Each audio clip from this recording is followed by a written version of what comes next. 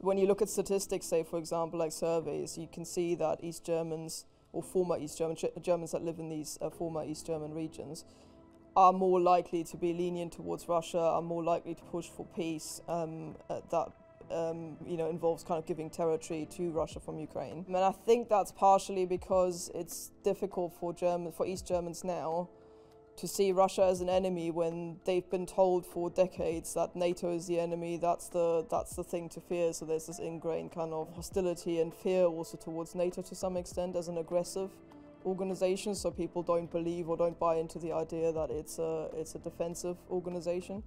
And on the flip side, because people consumed Russian literature, they had Russian friends, they would often go there to study. I still learned Russian at school all the way up to A-level. You know, you start reading Russian literature and things like that, and people find it very difficult now. They think of Russia, and they don't think of a bland mass of people without faces and names. They think, oh yes, my pen pal Sergei is Russian, you know, and they think of people like that. Whilst they might not necessarily have the exact same relationship to the countries in Eastern Europe, which is somewhat bizarre given that, you know, the Ukraine was part of the Soviet Union, and therefore your pen pal may well have been Ukrainian. So in many ways there's a conflation there, I think, to some extent, because people were dealing with the Soviet Union that included Ukraine, and saw that as kind of a thing that they grow up with and as the natural way of things. And I think that's lasted or outlasted the breakup of the Soviet Union and also the reunification of Germany to some extent. Katja Hoyer, hello, how's it going? Hello, good, yeah. Excited in the run-up to the book launch. We're very excited to have you here, and as you mentioned, we're talking because your book Beyond the Wall is imminently being published in April, early April. It's a revisionist history of East Germany. It challenges some preconceptions about the history of the country, and I'd really like to get into that, and also how that history informs modern Germany's relationship with Russia in this conversation. But before we get into that, could you tell me in your own words who you are and what you do? Katja Hoyer, I'm a historian. I was born in Germany, but I've lived in the UK for about 10 years now, a bit more. I'm also a journalist. I write for various British outlets and the Washington Post, where I'm a columnist, and I'm also a visiting research fellow at King's. I think that's a comprehensive summary. Pretty good. At risk of upsetting you as a historian, I'm going to choose, where do you start? Do you know what I mean? So, as an arbitrary one, 1945, and I know there's a whole host of history that comes before that, but if we do start there, the Red Army is advancing through Germany towards Berlin. Could you explain what's happening in that process and the impact that it has on the civilians living in the east of Germany? Well, I started this history of East Germany deliberately a little bit beforehand, so I'm glad you picked up there as well, given that the state was only set up in 1949. But I think it's important to understand the sort of situation that the civilians were in when the Russian army advanced, given that they then had to work together with the Soviets as a sort of partner, big brother, however you want to see it, in the East. And it is largely a history of conquest in many ways. I mean, it was reframed and rephrased later as liberation.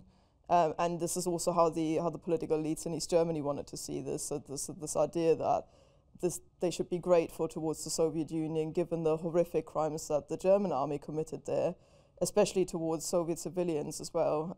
This idea that they would then come back, liberate Germans, East Germans in particular, from Nazism, and then allowed the country to recover was kind of the official line. From a personal point of view, what most women and children who were largely left in East Germany, whilst the men were either off fighting or in prisoner of war camps, experience was in parts horrific. So you had perhaps the most well-known and most infamous feature of that is the mass rapes that happened. About 2 million women, it's estimated, were raped by Soviet soldiers. Children also, so people who were children at the time will also tell you horrific stories about what happened to them, what happened to their mothers. But there's also another side. So children in particular often tell about being given food, for example, food rations and things by the Soviet soldiers. So this kind of friendliness towards children stands in quite a stark contrast towards what happened to their mothers. But this kind of experience of being conquered and then having a kind of system built up led by these conquerors, basically, I think is quite fundamental for the relationship between the East German people towards their occupiers. When you look at what happened in West Germany later, where the kind of Anglo-American overlords were largely seen as a partner, somebody who helps rebuild, as opposed to kind of occupies, takes stuff out and conquers. I don't want to do disservice to the German word that defines the method of warfare used by the Nazis in Russia, but it's an ethnic war, isn't it? It's total destruction. Does that inform how the soldiers of the Red Army then behave when they arrive in Germany? Yeah, absolutely. I mean, you know, when you think that this is really an existential war in the East, where the occupation of France, with all of its horrific kind of implications for the civilian population, is on a completely different scale to what the German army, what the Wehrmacht did in the East, where it was really a war of annihilation. And so, you know, you get a lot of resentment, desperation from the Soviet soldiers, from the Red Army soldiers as well, who arrive often completely exhausted, often at gunpoint, literally, because they were obviously not in a position where they could have opted out of this fight in Germany, and now take revenge on the population. This is also encouraged by officers, by Soviet writers. So it's kind of like the attitude is, you've deserved this. You can now do whatever you want, basically, in the territories that you conquered. And in the aftermath of the Second World War, German communists that fled purges in Nazi Germany to Russia, and then survived purges in Russia because of their German origin, returned to Germany, and then there's also a whole spate of then purges instigated by the East Germans themselves. Can you explain first of all what when someone says purge, what does that mean? But then also the psychological consequences of that, and how that kind of informed the national identity of the state as it was formed. Yeah, I think it's really important to understand psychologically where the founding fathers, if you will, of the East German state come from psychologically. And you do have this bizarre situation where they've sort of been, you know, when German communists sort of grew up in their early years, you've got this period before the First World War where they are being persecuted by the German Empire. Many of them then sat in prison during the First World War because of their opposition to it. Then you have these horrific street battles in the 1920s against the Nazis and the Freikorps. So these are soldiers coming back from the front lines, fighting against communists and socialists at home. And then, of course, this escalates with Nazism in its kind of most extreme form, where it's literally life-threatening for German communists to be around. So they've already spent all of this time looking over their shoulder at the state, at other enemies around them, and then flee to Soviet Russia, which is supposed to be this workers' paradise, where they can not only fight Nazism, but also help build this great new world that they've been dreaming of for a while. And then the purges happened under Stalin. So this is basically Stalin panicking in the build-up to the Second World War. That kind of the German enclave in Russia is some sort of fifth column for Hitler. This mingles with his own internal purges, this kind of paranoia that there are enemies against Stalin everywhere. And he issues an order that all Germans, so this is regardless of whether you're a communist or not, whether you're an ethnic German who happen to have lived in Russia beforehand, if you have any sort of German connection, you're now targeted by Stalin's regime. And the very, very few people that survive this, so of the leadership of the Communist Party, for example, more people were actually killed by Stalin's men than Hitler's, which is quite remarkable. There are only two people left in the end, and that's Walter Ulbricht and Wilhelm Pieck, who get sent back to the conquered territories that the Soviet Union is now occupying in Germany to build a new German state. So effectively, you've got two men left out of all of these people that have gone there, with all of the experiences I just mentioned, who are now deeply paranoid, deeply suspicious, have only survived because they've been able to constantly look over their shoulder, adapt their ideology, adapt the way that they act and talk about their ideas. And they now get sent back to East Germany to set up the state. They're not going to become suddenly, you know, kind of nice men who've had nothing but niceness around them for the previous part of their lives. They are still going to be deeply suspicious and psychologically affected by what's happened to them. Could you talk about Ulbricht a little bit more? Because he ends up essentially being the seat of power in East Germany, and the key word there was paranoia, right? Because there's a big parallel there between him and Stalin. Could you talk about their relationship a little bit more? I mean, is it fair to describe Albrecht as a Stalin fanboy? Yeah, I think you can go there. No, definitely. I mean, he is absolutely in awe of Stalin as kind of like a disciple, mentor kind of relationship. I mean, it's never reciprocated in the same way. So Stalin accepts that Albrecht is a useful idiot in many ways to him, and uses him basically. I mean, there's a really striking example whereby, because Albrecht is German and is in Russia at the time, Stalin uses him to try and undermine the German war effort.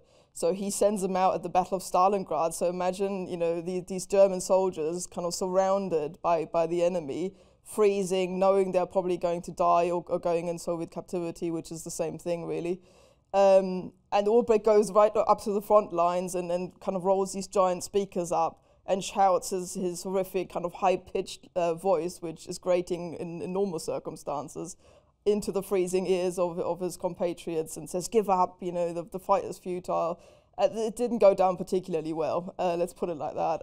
But Stalin realized at that point he's useful, and that's why he gets sent back. He can kind of trust him to build a state that's akin with what the Soviet Union wants in Germany. But at the same time, it's very much a relationship where the admiration is largely one way from Albrecht towards Stalin. There's a pretty cutting one-liner delivered to Albrecht by a future Soviet leader, isn't there, after he comes back from Stalingrad? Yeah, basically Nikita Khrushchev, who will later become the leader of the Soviet Union, is sent towards Stalingrad to kind of keep an eye on the German communists there, because they're not entirely trusted. And he says to Albrecht over dinner, "I don't think, comrade, you've deserved your dinner tonight. Not a single soldier has surrendered." So there's almost kind of this, belittling already built in there, I would say. We were talking about the psychology there and the paranoia. I think that obviously the obvious other thing that has a large psychological consequence is the Stasi. And I think you write in the book that, it is, at one point, East Germany is the most advanced and extensive police surveillance state in the world. For someone who isn't familiar with the history and what that actually meant, could you explain that, but then also go into the consequences for the East German people psychologically? Yeah, I think the Stasi, so this is short for the Ministry of State Security, is sort of like the secret police apparatus that's supposed to protect the party. It calls itself the sword and shield of the party, so this is literally there to protect it. And it was set up in 1950, so only 1 year after the state, well, not even 1 year, a few months after the state was set up itself, which is quite telling, I think. It's there kind of almost from the beginning. And it's set up by a man called Erich Mielke, who's not in charge of it to start with, because he spent a lot of the war actually in the West, so he was involved in the Spanish Civil War, for example, and then kind of went underground in France. So Stalin doesn't really know who he is as well. He did spend some time in Moscow, but he's not as well known there amongst those circles. So he kind of gets a backstage role, but really it's him building it up. And he's had his training as to how to do these things, sort of surveillance, counter-surveillance, terrorism, all of those things. He learned those in Russia, kind of as official training that was conducted there, and admired the Cheka, the Soviet secret police. That was kind of his role model. So he actually went as far as to call his staff the Checkers. He had a bust of Felix Czechiński, the Polish nobleman who set up the Cheka in Soviet Russia, in his office. So you can see where that's going. And because of his own experiences, again, he wasn't there during the purges in Russia, but he did spend so much time underground, again, kind of constantly looking over his shoulder, never trusting anybody around him. That paranoia that he has inbuilt in himself also becomes part of the paranoia of the Stasi, and then becomes part of the state apparatus itself, to the point where, as I say in the book, they built the most comprehensive police state, certainly the most comprehensive surveillance state that, in my view, has ever existed in history. It is huge. They've got 91,000 permanent employees by the end of the GDR.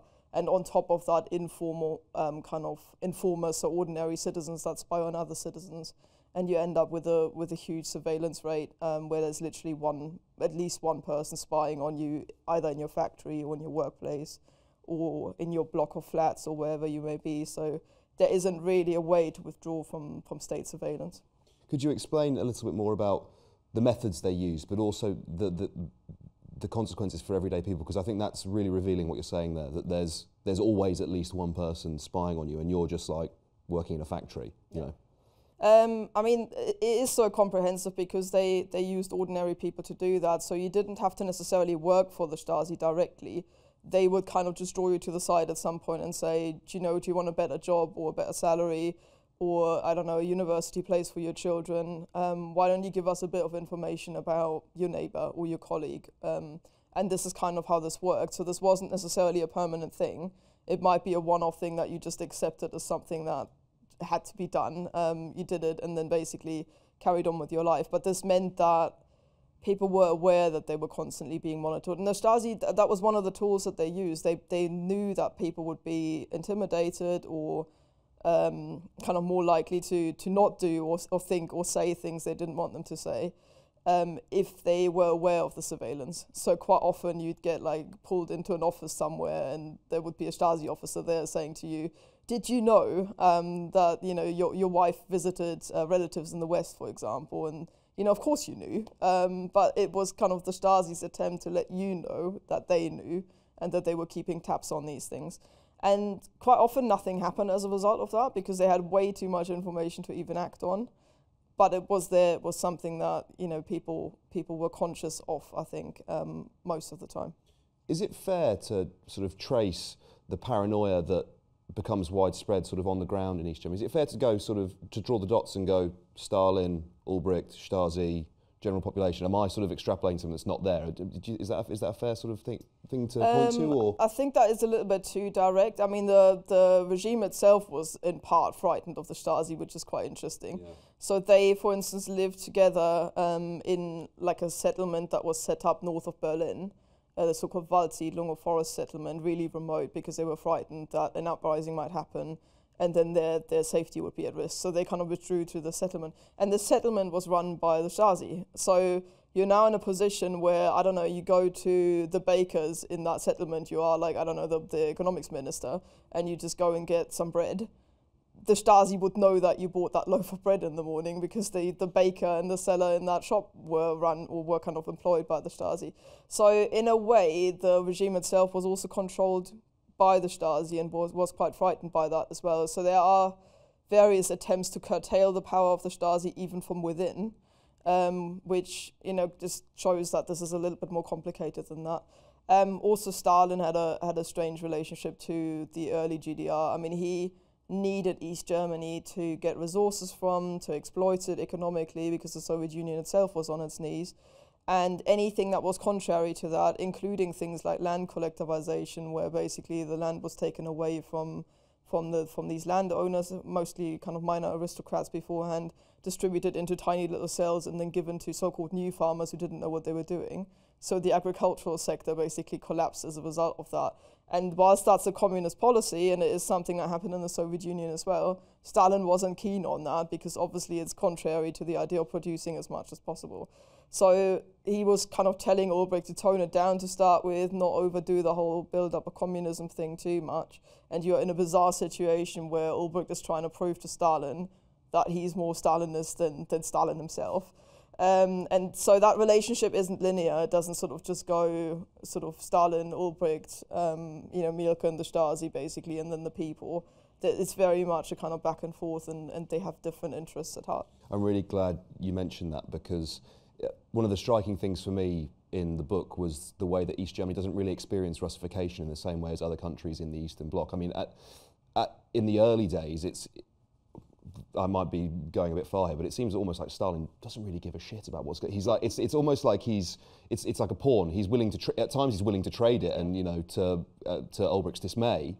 And I wonder what your view is of how that informs then Eastern German attitudes to Russia in the modern day. Is it because that the nation had its own flag, it wasn't forced to try and assimilate, that means that people view it more softly in a warmer way than perhaps the countries in between Germany and modern day Russia do? Yeah, I think so. I mean, Stalin had this weird, I'd say, love-hate relationship with Germany in any case. I mean, it's bizarre that he comes out of this genocidal war that nearly killed his entire country and with it possibly eventually his people. And yet, you know, the minute after it's finished, he says himself, oh, the Hitlers come and go, but the German state remains. And you just wonder, you know, how much kind of odd cultural admiration he had for Germany for him to almost forgive it that quickly. I mean, there are outbursts of anger and things like that as well, but I think he always treated Germany and Germans different from the Slavic people in Eastern Europe, who he saw as a kind of natural sphere of influence for Russia. And I think that's continued throughout the years as well. So when you look at say Putin's ambitions today, you know, and he talks of being Peter the Great and all that, it's again looking towards Eastern Europe as a sort of natural sphere of influence for Russia. And I think that applied to Stalin too. So East Germany itself wasn't a natural sphere of influence for him, and therefore the main thing was to keep soldiers out of it. So he was worried that the West might, if it's say unified, that the West might use the whole of Germany as a military sort of base and as somewhere for it to again become a threat basically to the Soviet Union after this war that they'd just gone through. And secondly, to extract resources from it. But it wasn't, he didn't really care whether they had a huge communist apparatus built up or not, so long as they were able to keep Western military forces out of it and were able to supply him with resources, that was fine, and whatever could facilitate that was kind of where you wanted to go. I'm interested in the word anger that you use there to talk about it. To what extent do you think emotion rather than rationality has informed German and Russian relations through history through to now? That's a big question. Yeah. Take your time. I think this kind of emotionality there plays a huge role, because over time you have this mutual admiration. I think that is a continuous factor. Saunas and so beers. You've got very famously, you've got Otto von Bismarck, the first German chancellor, saying the secret to foreign policy is make a good treaty with Russia. You know, because he looks that way as well and says that's kind of the main European actor to deal with. And I think in many ways that hasn't gone away. There's always been this kind of idea that Russia is a serious country, one of the European greats that needs to be kind of dealt with, whilst Eastern European countries haven't received the same amount of kind of respect and admiration, I think. And that also works the other way around. So when you look at the position that, for instance, say Poland is in between Germany and Russia, and is kind of set up again after the Second World War, but has been shifted westwards with its borders, means that it's now having to contend with a Germany that's not entirely happy about the fact that they've lost all of these territories in the east. Particularly West Germany holds on to this for a long time, mostly for political reasons, because 12 to 14 million Germans were pushed out of those regions. A lot of them ended up in East Germany, but many in West Germany as well, and that remained a problem. So there's always been this idea from Poland again that Germany might become a threat again and kind of want those territories back. And on the flip side, you've got Russia on the other side trying to make it part of this sort of Russian empire. And that doesn't apply to East Germany in the same way, in that its culture, its kind of way of life was never a threat. So emotion does play a role, but it's, I would say, mostly a positive relationship that certainly the elites have towards Soviet Russia, where they see it as a partner rather than an enemy. Could you explain how modern attitudes towards Russia vary within Germany, East and West? Because I've listened to you speaking on a podcast, and it's not the same, is it? The attitudes are different. No, it is, yeah. Especially in when you look at statistics, say, for example, like surveys, you can see that East Germans, or former East German, Germans that live in these former East German regions, are more likely to be lenient towards Russia, are more likely to push for peace that involves kind of giving territory to Russia from Ukraine. And I think that's partially because it's difficult for East Germans now to see Russia as an enemy when they've been told for decades that NATO is the enemy, that's the thing to fear. So there's this ingrained kind of hostility and fear also towards NATO to some extent as an aggressive organization, so people don't believe or don't buy into the idea that it's a defensive organization. And on the flip side, because people consumed Russian literature, they had Russian friends, they would often go there to study. I still learned Russian at school all the way up to A-level. You know, you start reading Russian literature and things like that, and people find it very difficult now. They think of Russia and they don't think of a bland mass of people without faces and names. They think oh yes, my pen pal Sergei is Russian, and they think of people like that, whilst they might not necessarily have the exact same relationship to the countries in Eastern Europe, which is somewhat bizarre given that, the Ukraine was part of the Soviet Union, and therefore your pen pal may well have been Ukrainian. So in many ways there's a conflation there, I think, to some extent, because people were dealing with the Soviet Union that included Ukraine, and saw that as kind of a thing that they grow up with and as the natural way of things. And I think that's lasted, or outlasted the breakup of the Soviet Union and also the reunification of Germany to some extent. You write very movingly in the epilogue of the book about how it's not just attitudes to Russia, that you can almost map, if you were to map any sort of issue onto Germany, the shadow of East Germany is still there. And like I said, it's not just, let's say, attitudes to Russia, that the legacy of the country permeates every aspect of German politics, German society? Yeah, I think it's a cultural thing as well, and there's little things that people forget. So say, for example, because childcare was so comprehensive in East Germany and women were therefore able to go to work, that remained a thing. So over 90% of women worked full-time in the GDR, which is the highest rate anywhere in the world. And people didn't just suddenly in 1990 go, oh, actually, I wanted to be a mother and housewife, so I'm perfectly happy in that situation now. So it led to, for instance, mass unemployment, particularly amongst women, who were now suddenly forced to go back home and look after their children. So that's, for instance, a legacy there. It also meant that people had their children a lot earlier. So my mum was, for instance, I think 21, 22. When she had me, she was still at university, which, is now kind of very difficult to fathom that you can raise a small child whilst you're studying. And therefore the generations are much shorter in East Germany, and you end up with younger parents, younger grandparents. People get to know their great-grandparents because all of these generational gaps are sort of shorter. And all of these things have impacts. They lead to different structures, they lead to different attitudes towards things, different parenting styles. They're all kind of little things, I think, that just mount up. And so it really doesn't matter what you look at. I think the examples I gave in the book is even things like, I don't know, wine consumption, what sorts of things people watch on TV, what novels they read. It just had a cultural impact that outlasted, and I think will outlast the actual existence of the state in the years to come, I think, still. Last year we got the big speech from Olaf Scholz, the Zeitenwende, the sort of new era. There's not really a direct translation, right, for the German word, the rearmament of Germany. And this is a huge question, obviously, but could you explain how the history you write about so brilliantly in the book informs that speech and where we're at today with Germany's relationship to Russia? I think there should be more of a Zeitenwende, like internally as well, because part of the problem now is that you have to get East Germans on side with the idea that there is rearmament. Germany has, whether it likes to or not, it has taken sides. It is a part of NATO and it can't get out of that. And now the rearmament, the sending of weapons to Ukraine has meant that this relationship to Russia has shifted and has changed. But I think there hasn't been enough of an effort to try and get East Germans on side with that. People just think, they're only a fifth of the population. So, and there's only, I think, 2 East German ministers amongst the government. So that view isn't represented. People just go, oh, they just have to get on with it. But ultimately, for example, if you take the energy sanctions, for example, and the way that now Russian oil and gas isn't arriving in the East anymore in the way that it did, those were the very same pipelines that East German people built. They come out in East Germany. And there's entire kind of fields and regions where people depend on those kind of economically as well as psychologically.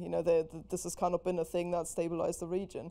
And if that gets just turned off from one day to the next, yes, there can be kind of state subsidies and support for the people that are going to lose their jobs. But at the same time, there's an existential fear there that this may not last and eventually the region will be without any sort of employment.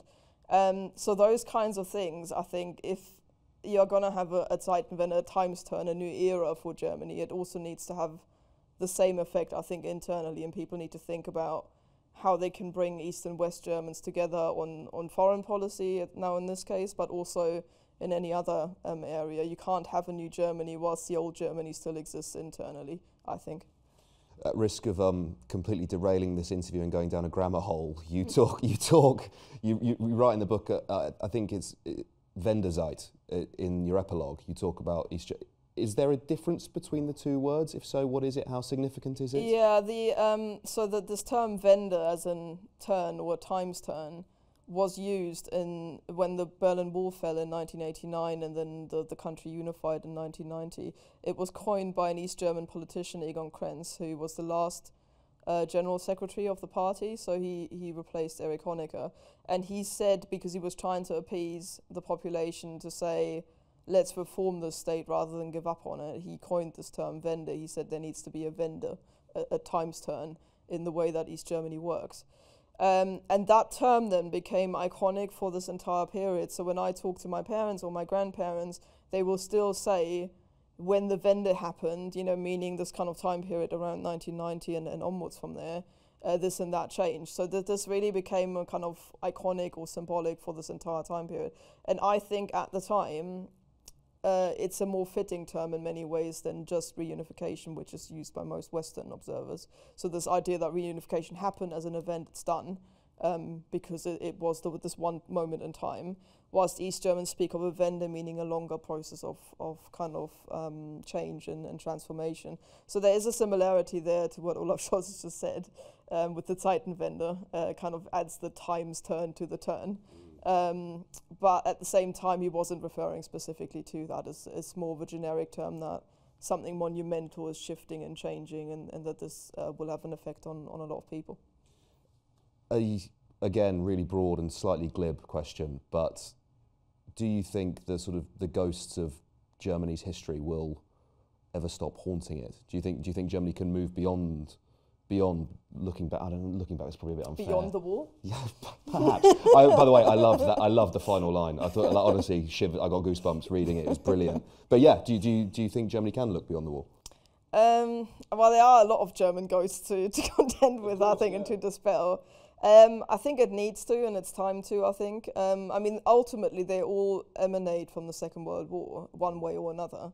And I think this idea that the entire second half of the 20th century was spent dealing with the fallout from that, the moral fallout as well as the economic and the political fallout in the division of the two Germanys, which is a direct result of the Second World War as well. And I think Germany now needs to think about what it wants to do in the 21st century. We're already a fifth into it. And yet we're still thinking about, you know, all of these kind of factors that really hark back to 20th century history. That's not to say Germany needs to forget about it. It can't, I think, ever forget about the crimes that it committed. Specifically, you know, when you think about the scale of it and what it did to Europe as a whole. But at the same time, it does need to find a way of not overcoming that. There's this famous German phrase, Vergangenheitsbewältigung, is one of those lovely German compound words, which basically means overcoming or dealing with the past, kind of as if you could just have like a bit of psychotherapy as a country and just deal with it and then get on with it and forget about it. And that's, I think, an unhealthy approach. I don't want to go there, but Germany needs to find a way of living with what it's done and what happened in its past, and then going beyond it, drawing conclusions from it and taking the country forward in a way that allows it to become an actor on the world stage of, you know, it's the fourth largest economy in the world, and it still pretends it can't do anything because of what it did when it did do things in the Second World War. So I think it's taking that legacy and accepting that it isn't the same country anymore that it was then, and taking the economic and kind of geopolitical power that it has and doing stuff with it. It can't sit there and be a neutral country. It's never been able to do that. So that, I think, is the challenge going forward. Katja Hoyer, thank you so much for taking the time to speak to me. Thank you. I really appreciate it. It's fascinating. The book is out when? Tell us. On the 6th of April. Available in all good bookshops. Thank you. Thank you.